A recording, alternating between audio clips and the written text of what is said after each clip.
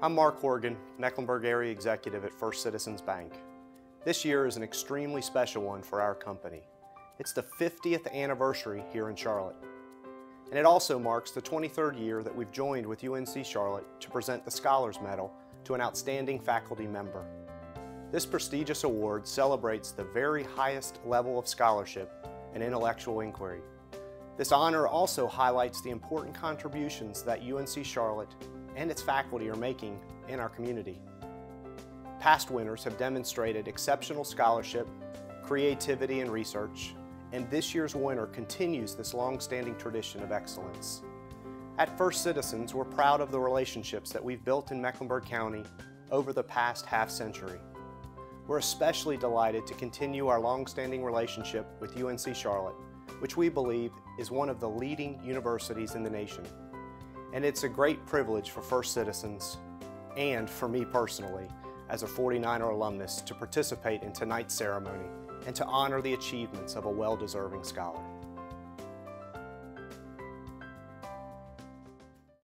Dr. Lyman Johnson is among the most well-known historians of colonial Latin American history in the United States.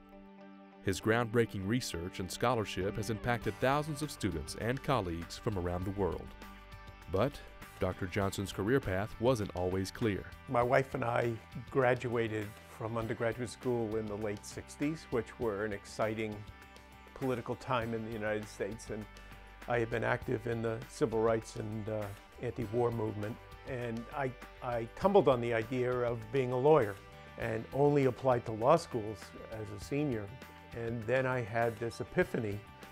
I said, you know, I think I want history, you know, and I wasn't sure you could actually make a living at that. And my advisor, once again demonstrating his wonderful qualities, called every university in New England till he had found me a small fellowship, which was one of the preconditions of getting married that summer. My future mother-in-law thought I ought to have some sort of income, so this satisfied the minimum requirement. The rest, as they say, is history. Dr. Johnson decided to pursue Latin American studies thanks to an influential professor. He chose to focus on the late Spanish colonial period in Argentina. For more than 35 years, Dr. Johnson has written prolifically about the Argentine working class. He is the co-author of the most widely used one-volume history of colonial Latin America, as well as one of the leading world history textbooks. His latest book about the artisans of Buenos Aires is forthcoming from Duke University Press and has already received acclaim within the field. In a discipline where there is typically little outside funding, Dr. Johnson has secured a total of more than $1 million. Basically, to do this kind of research, you have to have luck with funding. No grants, no research. So you need travel. There's no alternative to archival research. But I also believe that, you know, experience in the country, residence in the country, sort of authenticates what you're telling your students. At the same time, it facilitates your research.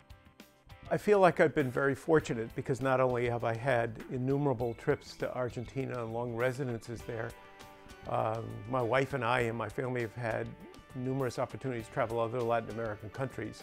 You can find yourself in some ways not only as a, being a historian, but being in history. I was a Fulbright professor in Argentina in 1976. We arrived just a few weeks after the military had driven Isabel Martinez de Perón, driven her from power. So we arrived at the airport where there were tanks in the parking lots and a surprising number of soldiers in the airport itself. We could occasionally hear gunshots in the streets at night. It certainly did remind us that, that there were a series of huge, daunting, terrifying political issues outside the doors of the archive that, you had to pay attention to. I think Lyman is a tremendously imaginative historian. He's a very dynamic scholar, and his interests are very wide-ranging. He attracts great students, both undergraduates and graduate students. I think that anybody who knows anything about Latin American history knows his name, and so young people would want to come and study with him. And his He's been so productive that he's made other scholars understand how important the University of North Carolina at Charlotte is. Dr. Johnson's reputation, ability to attract talented students, and his success in securing grant funding have led to the growth and renown of UNC Charlotte's Latin American Studies program. I began doing civic work here very early in my career, and I was able to meet a lot of very nice and interesting people. One of them is Dr. Johnson from UNC Charlotte, with whom I have had a long-standing relationship as friend and as a business associate, doing work in the community in different boards and committees. Along the way, he had this idea of having this Latin American Studies programs, and I supported his efforts. I wrote papers for him to present, to get the funding. So we have been working on this for quite a while. It's the culmination of a long effort that Dr. Johnson has done to be able to have this program. I think the value of having a Latin American Studies program is that the global economy is so pervasive now that we need to be able to connect with our neighbors.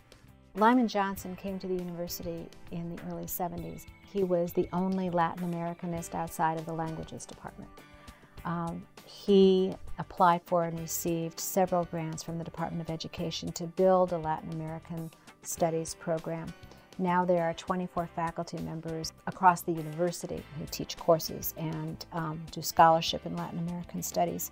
Lyman Johnson built his career, did what interested him, what was his passion. He also was instrumental in building the institution. Professor Johnson is an outstanding faculty member because he was one of the pioneers of the Latin American Studies program.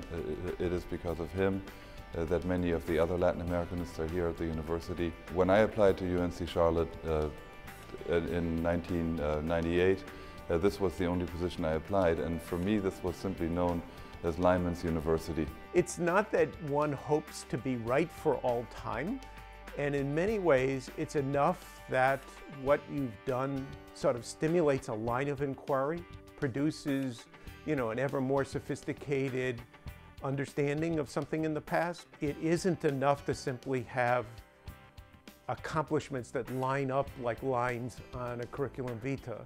That what you really want is to be part of this large conversation among historians and interested lay people who want to engage the past. And that's what I've tried to do. Congratulations, Dr. Johnson.